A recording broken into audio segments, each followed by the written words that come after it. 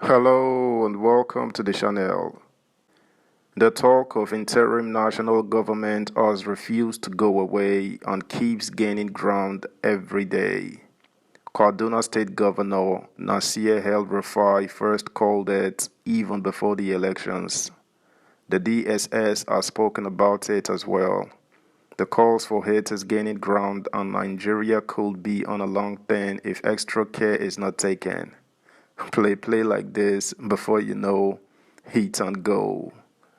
Subscribe, like, share, and comment. Thank you. Interim government controversy shakes polity, deepens APC opposition rifts. There are growing concerns over the calls for an interim government starting May 29, despite the fact that the Nigerian 1999 Constitution does not recognize an ad hoc government in power. The alleged plot to have the outgoing president, Major General Muhammadu Buhari, retired, hand over to an interim government is generating more noise across different sectors and sections in Nigeria. The alleged plan is to prevent Asiwaju Bola Tinubu, the candidate of the All Progressives Congress, whom the Independent National Electoral Commission declared the winner of the 2023 presidential election, from being sworn in as the president the day Buhari exits power after 2 terms of 8 years. According to INEC, Tinubu of the APC won the election with 8,794,726 votes, while the People's Democratic Party candidate, former Vice President Atiku Abubakar, recorded 6,984,520 votes. Peter Obi of the Labour Party garnered 6,101,533 votes, while Rabiu Kwankwaso of the New Nigeria People's Party polled 1,496,687 votes. Dissatisfied with the results and largely blaming the alleged flaws in the electoral process, the PDP and the LP, as well as their candidates, among others, are currently challenging Tinubu's electoral victory at the Presidential Election Petitions Tribunal. However, while the dispute over who should be declared president-elect is being addressed by the courts, reports of an alleged plan to constitute an interim government hit the front burner of national discourse in the country. For instance, some of the candidates and their supporters have been protesting against Buhari to prevent handing over power to Tinubu, a call that the APC and the PDP have condemned.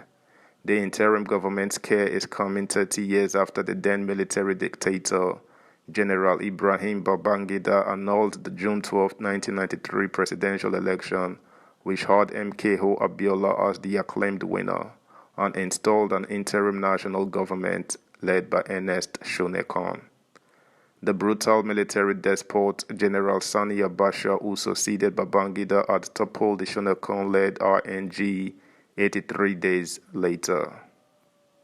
Nigeria returned to democracy in 1999, and the first person to have been elected president in the Fourth Republic was Olusegun Obasanjo, another general and former head of state who was accused of seeking to elongate his tenure in office.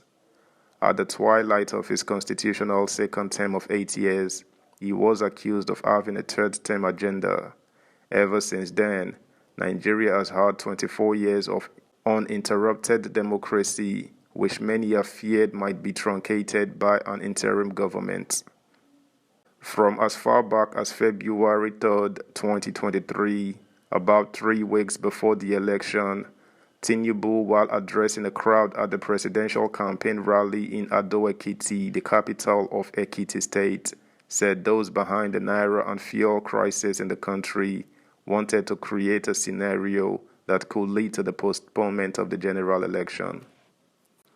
He said, "They are holding naira so that you can be angry and fight. They want confusion so that the election can be postponed. What they want is an interim government, but we are wiser than them.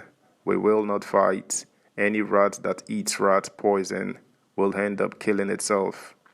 Governor Nasir El-Rufai of Kaduna State echoed Tinubu in a state broadcast on February 16 when he alleged that once Asiwaju Bola Tinubu emerged as the candidate in June 2022 and subsequently did not pick one of them as his running mate, this currency redesign policy was conceived to ensure that the APC presidential candidate is deprived of what they allege is a humongous war chest. They also sought to achieve any one or more of the following objectives: create a nationwide shortage of cash so that citizens are incited to vote against APC candidates across the board, resulting in massive losses for the party in all the elections. Ensure that the cash crunch is so serious, along with the contrived and enduring fuel shortage existing since September 2022, that the 2023 elections do not hold at all, leading to an interim national government to be led by a retired army general. What appeared to be a rumor going around in the polity received more validity from the Department of State Services, which on March 29, 2023, said it had identified some unnamed key players planning for an interim government in the country. In a statement by its spokesperson, Peter Afunanya, titled, "DSS confirms plot for interim government by misguided political actors, claimed to know the political actors behind the plots."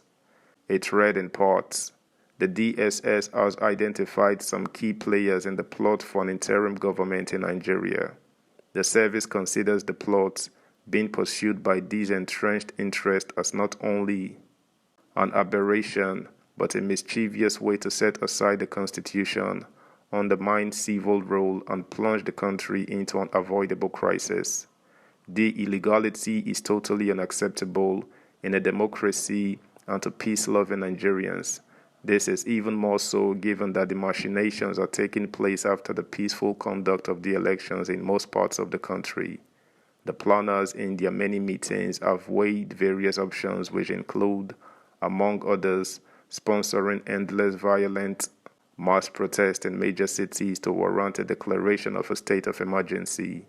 Another is to obtain frivolous court injunctions to forestall the inauguration of the new executive administrations and legislative houses at the federal and state levels.